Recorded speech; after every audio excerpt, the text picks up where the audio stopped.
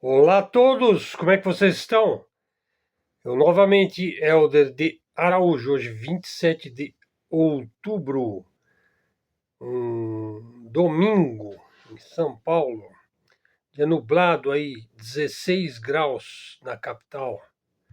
Um vídeo dedicado à geopolítica e também um tanto de geoeconomia. Já fica difícil de dizer o que é mais importante, se é a geopolítica ou se é a geoeconomia. Ou se é o que está por trás de todas essas tramas, né? Aquele mundo que a gente não vê, mas a gente pressente, aquele mundo que não está visível, que não é famoso, que não é exuberante, que não está na grande mídia, que não está na maioria dos canais, nem mesmo da mídia independente, nem mesmo da mídia alternativa. Muitas vezes está em alguns livros, livros raros e profundos. Bom, veja só, começar aí com uma matéria que eu adaptei da revista EIR, a preferida de Enéas Carneiro. Será que os estados falidos do transatlantismo, quer dizer, um neologismo aí de atlantismo com transatlântico, né? Veja, será que em vez deles adotarem uma nova arquitetura de segurança e desenvolvimento, seguirão insistindo penosamente em mergulhar a humanidade em uma guerra, em uma terceira guerra, talvez até mesmo uma guerra termonuclear? Veja, bastou encerrar lá a cúpula dos BRICS em Kazan, na Rússia, com a presença de 35 países, 6 organizações internacionais, vários líderes das nações mais populosas do mundo, o secretário-geral das Nações Unidas, imediatamente após a anglosfera e Khazar intensificou a guerra no sudoeste da Ásia, também conhecida como Oriente Médio. Israel e a esfera nazificada aí da OTAN, né? Atacou o Irã na sexta-feira e à noite, no dia 25 de outubro. E também aproveitou para atacar a capital da Síria, Damasco. Eles têm um poder de ataque muito grande, graças ao poderio bélico, à indústria bélica norte-americana. Poderosas indústrias, como a Raytheon, a Lockheed, a Northrop Grumman, Boeing e várias outras, né? Essas são as mais poderosas. Todas elas são coligadas ou trabalham com ou para o Pentágono, né? Na minha modesta opinião aí de observador, o ataque de Israel ao Irã foi cosmético, para inglês ver. Não atingiu nada de importante, pelo menos não vimos, ou eu não vi, ou pelo menos eu não vi nada, né? Só bravatas e críticas do tipo que desce além aí no bebê diabo aí, por não ter feito nada de relevante contra o Irã. Veja, não é preciso dizer que o Neto Diabo não é o pior por ali, hein? O Bibi, ele é o mais moderado, acreditem. Não existe nenhum sionista hoje no mundo que não seja fundamentalista, racialista, supremacista, ultranazista, etc. Eu já expliquei em outros vídeos, né? O nazismo veio da Terra Prometida, o Lebensraum, o espaço vital, e o povo escolhido, ou seja, a raça ariana pura.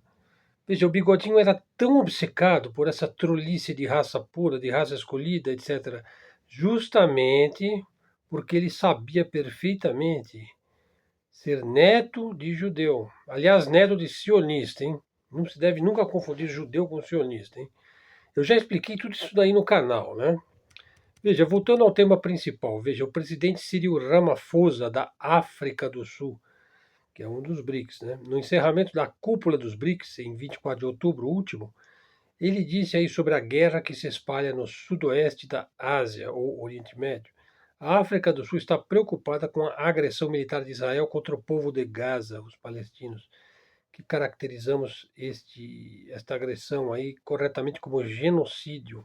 Veja, esse genocídio intensificado, promovido oficialmente em 1948, o Nakba, né, levou a África do Sul a recorrer à Corte Internacional de Justiça, com o objetivo de impedir a matança de mulheres e crianças inocentes em Gaza. Acreditamos que o mundo não pode ficar parado assistindo a uma mortandade sem paralelo no mundo atual. Mais ainda, o mundo não pode se dar ao luxo de uma escalada regional do conflito. A África do Sul tem sido inabalável na defesa de uma solução de dois estados, um Estado palestino independente, ao longo das fronteiras estabelecidas em 1967, com Jerusalém Oriental como sua capital. Isso está em linha com as resoluções da ONU, o direito internacional e os parâmetros acordados internacionalmente. E ele completa: apelamos à comunidade internacional e ao Conselho de Segurança da ONU, em particular, para abordar o conflito em escalada exponencial. Lembremos que os sionistas concordaram com essas resoluções lá em 1948, né? Não, lá em 1900 e... Não, a ideia de dois estados, hein? Em 48. Eles concordaram para conseguirem o seu Estado racial. Uma vez obtido o seu Estado sionista, em 1948, aliás, com o voto de Minerva, do ministro Oswaldo Aranha, brasileiro, hein? Pisou e cuspiu nas resoluções. É o que ele tem feito desde então. A posição do presidente Ramaphosa e da África do Sul na busca por justiça, incluindo, é claro, justiça para o sudoeste da Ásia, foi expressão política e de liderança. Esperemos que se torne uma esperança em uma política geral, não apenas entre as nações do sul global, representadas em Kazan, que andam clamando por justiça. É preciso um mínimo de racionalidade diante dos seres aí. Há quem diga que são os degredados de capela, esses seres aí. Degredados de capela, é o nome de um livro, né? Espírita, né? Os que pregam o apocalipse para os outros e a terra prometida para si mesmos. Veja, notemos que o Irã, o principal alvo da anglosfera, já é nação BRICS, membro permanente, né? 13 outras nações não foram adicionadas na semana passada, não, ou melhor, 13 outras nações foram adicionadas na cúpula de Kazan aí como membros parceiros dos BRICS. Houve uma ampla discussão sobre uma reorganização fundamental das relações de poder e progresso econômico entre os vários países interessados. Vamos pensar. As ações militares acontecendo neste momento no Sudoeste Asiático são parte da implementação do projeto sionista da Grande Israel, Eretz Israel, o que prevê e determina a limpeza étnica do norte de Gaza, né? E eles vêm atacando aí bestialmente, né? Os Estados Unidos, com a ajuda dos Estados Unidos, né? Eles vêm atacando bestialmente o Líbano, a Síria e o Irã, com grande ajuda aí do grande Satã aí dos Estados Unidos. A resposta militar sionista que temos visto em todo o Sudoeste Asiático, promovida aí por uma ditadura de banqueiros anglo-americanos falidos, diante do crescimento constante dos BRICS, só o que lhes resta é a agressividade bestial e bélica, né? Bom, eles se desesperam aí diante da chegada do bloco multipolar, aí também agora Egito, Etiópia, Irã, Emirados Árabes Unidos e até mesmo uma vacilante, não se sabe ainda, Arábia Saudita. Embora o eixo atlanticista cria que suas regras só valem para os outros que eles chamam de o resto do mundo, né? Ou a planície aí da geopolítica, o fato é que elas têm todo o direito, né? Esse resto do mundo tem todo o direito de buscar o seu próprio desenvolvimento, de buscar a sua própria prosperidade e de resistir, né, ao direito de poder, né, que é o verdadeiro significado do termo de Nietzsche, o Estado de Direito, né, que os atlanticistas encaram como eles têm o direito de exercer o poder da forma como eles quiserem, sem nunca prestar contas a nada nem ninguém que não seja o próprio poder pelo poder, né? Xi Jinping falou em Kazan sobre a absoluta necessidade de criar uma nova arquitetura de segurança e desenvolvimento internacional, e que deve levar em conta os interesses de cada país, e que deve afastar o mundo do abismo das guerras ameaçadoras, que podem se tornar de regionais para globais, e até mesmo, como eu falei no começo, guerras nucleares, né?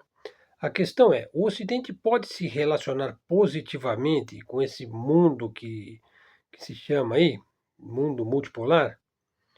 Não é o que temos visto. O Ocidente, liderado pelo sistema bancário sionista e neoliberal, tem trazido todos os problemas mais sérios ao mundo atual. Todos esses problemas poderiam ser administrados facilmente se o Ocidente coletivo aceitasse o direito legítimo dos países do Sul global, né? Os países querem superar uma condição imposta e coercitiva do colonialismo, né? Os países querem pertencer a um sistema econômico mundial, independente e regional que lhes permita o desenvolvimento. Portanto, nós aqui no nosso canal, aqui no Luz no Fim do Túnel, apoiamos plenamente os intentos aí do Sul Global. Estamos numa transição para um novo ciclo. A reação do Ocidente é medonha, pois enveredou para um caminho de exclusivismo, de exclusão, né? Principalmente dos países do Sul Global, né? O Ocidente quer o confronto, ele quer o desastre, pois é sua natureza, calcada no seu propalado pecado original, né? Em um Deus de vingança e opressão, né? Veja, o Deus de amor e bondade prosseguem crucificando, né? Sem dó, né? O Ocidente e o mundo precisam de um milagre, né? Bom, eu só acredito em milagres que nós mesmos, cada um de nós, possamos fazer, a começar pelas nossas próprias ideias, né? Bom, agora vou abordar mais ainda os BRICS, hein? Os BRICS naturalmente abordaram o conflito no Oriente Médio, que é o tema central do vídeo de hoje, hein? Os líderes estão preocupados com a escalada insana no Oriente Médio. Tem conflitos aí promovidos aí pelos excepcionalistas atlantistas na África também. O BRICS se manifestou a favor da prevenção de uma corrida armamentista espacial. Pregaram a resolução do conflito na Ucrânia, dependente aí da boa vontade do Jazar Zelensky, né? Parece algo bastante remoto, né? Que ele tem alguma boa vontade, né? Pediram também os BRICS um cessar-fogo imediato em Gaza, solicitaram uma reforma abrangente da ONU, uma reforma do Conselho de Segurança da ONU, de modo a aumentar sua representatividade. Houve a intenção da entrada do Brasil, inclusive, no Conselho de Segurança, né? Intento que já tem muitos anos, né? Os BRICS se colocaram abertamente a favor do povo palestino, inclusive no apoio à Palestina como membro de pleno direito da ONU. Muito se falou, veja, nos canais independentes e alternativos sobre as 17 reuniões que Vladimir Putin teve. Você já tem aí vídeos de muitos acontecimentos que houve lá em Kazan traduzidos, né, em português e tudo mais.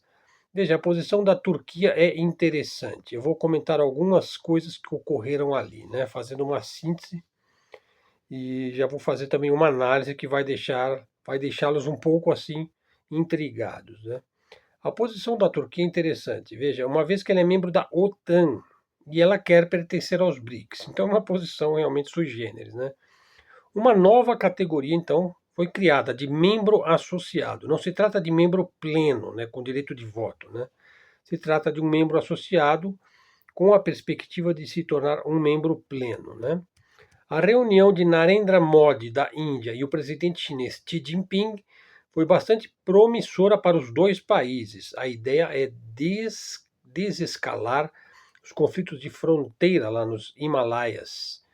O presidente do Irã também travou bons acordos com a Índia. A Índia construiu um porto, né, lá no Mar Arábico chamado Chabar, na província de Gwadar, no Paquistão. Já são 2 portos no Mar Arábico, né, e um deles foi construído pela China.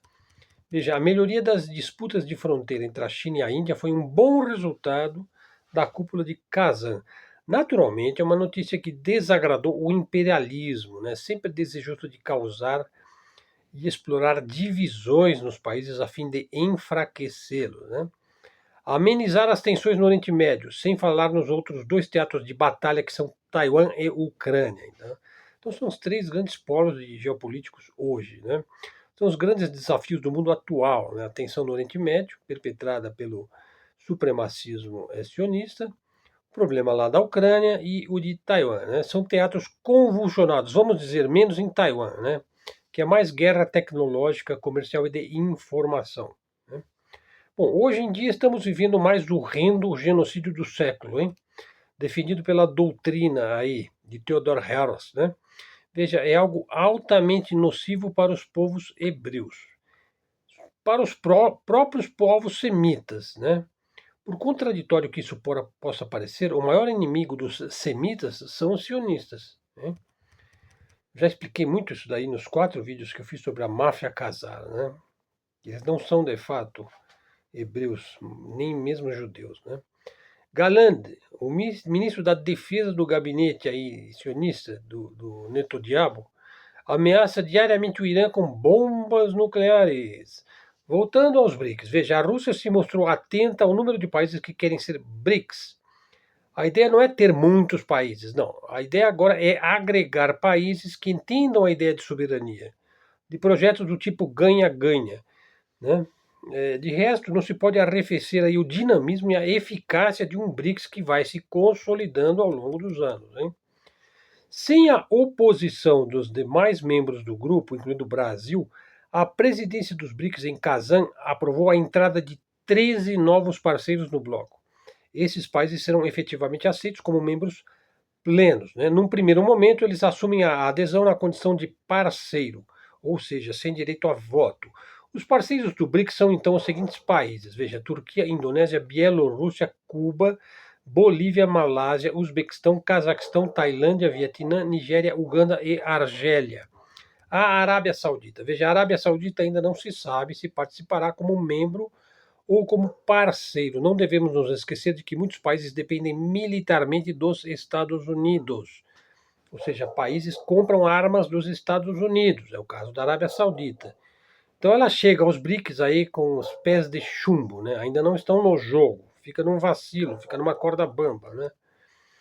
O grande binômio hoje é energia e alimentos. Entrar agora já neste tema, segunda parte do vídeo aí. Veja, a Rússia é uma potência alimentar de primeira ordem.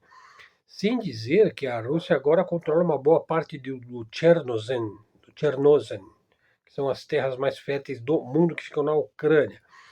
Tudo indica que Dilma Rousseff será reconduzida a mais um mandato como presidente do Banco dos BRICS. Veja, eu acho meio absurda e crítica, meio absurda a crítica que o Banco dos BRICS não tem espaço de manobra. Veja, foi porque ele é dominado pela China, né? Bom, acontece que a China é um dos membros fundadores dos BRICS, né? Quem lança esse tipo de fumaça geralmente são as pessoas que querem causar prejuízos ideológicos ao bloco, né? Sem dúvida que a China tem mais interesse no novo sistema de pagamentos, tanto quanto a própria Rússia. Veja, agora vou abordar um tema aí mais sensível. Veja, por falar em margem de manobra, o Lula aqui do Brasil, eu fiz um vídeo sobre o Lula, ele não tem muito espaço de manobra. Se não vejam, os Estados Unidos podem dar um tremendo golpe aqui no Brasil, né? Derrubando, por exemplo, as ações na Bolsa de Valores de São Paulo. Veja que é a mais importante bolsa de valores da América Latina. Veja, então pode-se afirmar que o Banco BRICS não tem ainda o suficiente para aliviar as demandas de desenvolvimento que o Sul Global exige, e o próprio Brasil. Uma tarefa importante será que o Banco dos BRICS possa aí triplicar o seu valor até poder dispensar o Banco Mundial, né? O qual tem sua própria agenda atlanticista. Por exemplo, o Banco Mundial ele força as nações a entrar na Agenda Verde, que já está ultrapassada. Há mais de 20 anos ele vem fazendo isso. Também força os governos a adotarem a agenda globalista neoliberal. Veja, existe um banco, além do Banco dos BRICS, que não cai nessas agendas climáticas aí maquiavélicas, né? É o Banco de Infraestrutura e Investimentos da Ásia, que é o principal banco da China. Veja, esse banco da China tem mais dinheiro e mais capital do que o próprio FMI, só para você ter uma ideia. Neste momento, o grande desafio é, de um modo muito controlado e muito constante, superar a transação monopolista do sistema SWIFT de pagamentos. A Rússia tem o sistema MIR, a China tem o sistema CIP. Já falei alguma coisa sobre o sistema bancário islâmico, mas eu pretendo fazer um vídeo sobre ele, pois veja, não há cobrança de juros. No islamismo, a usura é considerada uma grande ofensa ao Criador, né? O Allah. Você não pode cobrar juros das pessoas e submetê-las a dívidas eternas, né? Veja, todos esses sistemas, o MIR russo, o CIP chinês, alguns digamos, algumas regras do sistema bancário islâmico, tudo isso pode integrar o sistema que o Sul Global, através dos BRICS, poderá criar nos próximos anos, né? É preciso fazer isso com muita cautela, sem precipitação alguma, pela ação dos BRICS. Bom, agora já estou indo para a parte aí mais interessante do vídeo. O Putin manteve-se muito calmo e relaxado durante toda a cúpula em Kazan. Veja, ele reiterou que os BRICS não fazem nenhum confronto ao Ocidente. O fato é que o Ocidente cometeu dois erros. Primeiro, fez dos BRICS seu inimigo, coisa que os BRICS não são. Eles não são inimigo do Ocidente. Veja, a inimizade do Ocidente é patente na grande mídia. A imprensa anglo-saxônica, por exemplo, ela vive demonizando os BRICS. Por exemplo, eles dizem que Putin saiu de seu isolamento. Isso é completamente tolo. Putin comentou que os BRICS não são contra o dólar, mas criticam o mau uso do dólar pelos Estados Unidos, pois que os Estados Unidos usam o dólar como uma arma, como um armamento. Os Estados Unidos sancionaram pesadamente a Rússia e o Irã, e agora estão sancionando a China. É natural que os BRICS busquem meios alternativos e independentes. Eles têm que se defender. A desdolarização para valer pode vir a ocorrer, pasmem, no próximo ano, já no Brasil. Quem duvida, quem viver, verá. Bom, agora veja, Rússia e Brasil vão para o controle global alimentar dos BRICS. Última parte do vídeo, veja. Pouco se comentou sobre a bandeira de energia e de alimentação nos BRICS. Entre as plataformas relevantes propostas pelo triunfante presidente Vladimir Putin, que não só rompeu com o isolamento exorcista dos Estados Unidos e seus aliados, mas, pelo contrário, impulsionou-se como um dos principais líderes globais do momento, em que o G7 entra em declínio.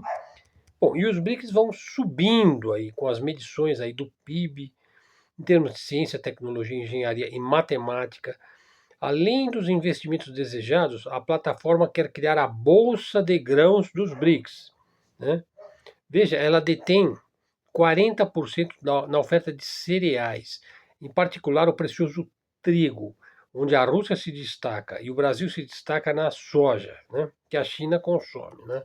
Veja, o principal problema do mercado de cereais, hoje nas mãos monopolistas das bolsas anglo-saxônicas, é que está cotado em dólares, quando os BRICS procuram agora uma desdolarização gradual estrategicamente focada nos mercados de cereais e energia, em face desse aberrante aí modelo monopolista anglo-saxônico, né, que quer dominar todas as mercadorias e todos os mercados e todas as matérias-primas, né? Aliás, a Oksana Lut, que é ministra da Agricultura da Rússia, e Luiz Rua, do Ministério da Agricultura e Pecuária do Brasil, iniciaram conversações aí para a criação da Bolsa de Grãos dos BRICS. Para dizer o mínimo, veja, eu sempre disse que a guerra da Ucrânia fez disparar os preços dos alimentos e da energia. Já há 6 meses, Geneviève Donnelly tinha exposto no Asia Times a batalha alimentar, quando a diplomacia dos cereais da Rússia reconfigura os mercados globais, ao usar os BRICS para expulsar os Estados Unidos e a Austrália da África. A Reuters, porta-voz da anglosfera, rejeita, conforme sua conveniência, a Bolsa de Grãos dos BRICS, proposta pelo presidente Putin. E talvez implementada em uma primeira fase pela Rússia e pelo Brasil como inviável, uma vez que levaria muitos anos para sua concretização. Bom, e a Reuters pode dizer o que quiser de uma forma interesseira, mas a realidade é que se a percentagem do PIB global dos BRICS continuar a aumentar e a do G7 continuar a diminuir, as bolsas de cereais e energia dos BRICS tornar-se uma realidade, talvez não tão tarde quanto o Ocidente coletivo gostaria, mas talvez isso venha a ocorrer antes do que o que se imagina. Por aí vocês veem que é um jogo de gente grande, que o BRICS não para de crescer e o Ocidente não para de reagir e causar malefícios ao bloco multipolar em ascensão no mundo. Veja, quem cresceu assistindo Rambo, né, achando que os Estados Unidos eram um império final, que Israel é a terra prometida do povo escolhido e blá blá, deve ser assustador, né? Ver tudo assim, como que derretendo aos poucos, né? Outro ponto, assim, que eu quero enfatizar aqui já para as partes finais do nosso vídeo, na minha modesta opinião de observador, repetindo, o ataque de Israel ao Irã foi cosmético, para inglês ver, não atingiu nada de importante. Um último ponto aqui, que eu acho que vai dar título ao vídeo, poucos se deram conta de que a crise por trás da Venezuela nos BRICS não veio diretamente de Lula. No máximo veio indiretamente de Lula e do governo brasileiro. Ok, mas então de onde veio? Ora, é óbvio que veio da China, um país que pertence a dois mundos. Pretendo explicar isto melhor, né? Pera, Helder, então você está dizendo que a Venezuela não entrou para os BRICS porque a China é que está por trás do veto? Porque a China tem grandes negócios com os Estados Unidos? A China também, ela não gosta de dar passos apressados. Eles têm uma visão de longuíssimo prazo. Eles não têm pressa. Eles não vão invadir Taiwan, embora eles possam coalhar a ilha de navios e de aviões apenas para mostrar que eles podem coalhar o mar da China de navios e aviões. Qual é o modo chinês de agir? Veja, a China é um país que pertence a dois mundos. A China, ela é o maior exportador para os Estados Unidos e vice-versa, é o maior comprador dos Estados Unidos. Os Estados Unidos está, na minha opinião, mexendo com fogo ao querer sancionar a China, pois ele vai prejudicar mais a si mesmo do que a própria China. Veja, e a China é um país que ela não tem um histórico de confronto, ela não é um país belicoso, né? O chinês ele tem uma característica milenar de um raciocínio profundo, né? É um país, é uma nação, posso dizer, é uma civilização que tem uma constância em assimilar povos que lhe tentam conquistar.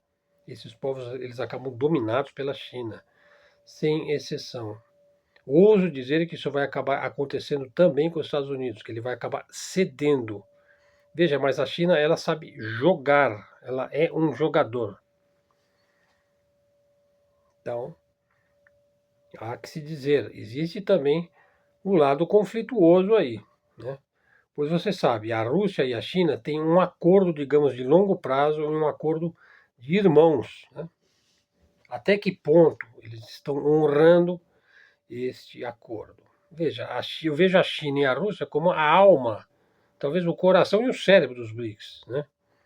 O Brasil está agindo mais como um coadjuvante, quer dizer, nós somos um grande parceiro comercial da China também, mas veja, a ferrovia ainda não chegou aqui, né? A transoceânica. Todos nós estamos nessa expectativa de que o Brasil possa também entrar para a Rota da Seda e que o porto, que vai unir Santos até a Ilo, no Peru, possa sair do papel em algum momento, né? E que o Brasil possa ter também trens-bala, por que não? Então a China, ela sabe que ela está jogando com um país belicoso, perigoso, formado aí na cultura Bang Bang, Far West, na matança de índios, em guerras, de roubo de terras, um país que tem invadido dezenas de países, destruído povos. Eu acho que o chinês ele é cauteloso. Então eu não acho desprezível esta tese de que a China que está por trás de fazer a Venezuela um pouco baixar a bola. Vamos ver, né? A guerra da Ucrânia também ainda não terminou. A gente sabe que existe um projeto de paz aí, que é tanto da China como do Brasil, né? Eu acredito que Putin e Xi Jinping tiveram encontros a portas fechadas de conteúdos que, quem sabe, eu possa trazer para o canal, né? Talvez se algum, enfim, se eu tiver alguma fonte aí, né? Ah, de muito, digamos, aquela fonte que todo mundo gostaria de ter, né? Pessoal, vamos já ficando por aqui, o vídeo já com 30 minutos. Espero que vocês tenham gostado aí dos nossos temas. Hoje foi muito focado aí nos BRICS, também para encerrar, porque nos próximos dias nós vamos ter informações esparsas, a grande mídia vai fazer o máximo possível para não tocar nesse assunto, né? Todo mundo está meio que focado aí no ataque recente de Israel ao Irã, que eu acho que foi um fiasco, né? E agora vai vir a eleição aí do McDonald Trump, lá nos Estados Unidos, então vamos aguardar, né? Ontem eu não fiz vídeo, hoje é domingo, espero seguir normal agora durante a semana, tá? Então, agradeço aí as sugestões e os comentários. Pessoal, verifique se você está seguindo o canal. Se não estiver, já segue, né? Dá o like.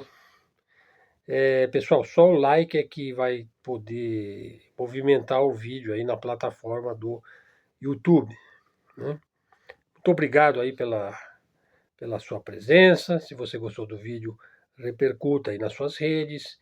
Se quiser ajudar o canal, é o Pix, né? O CPF ou o e-mail hhelderar@gmail.com.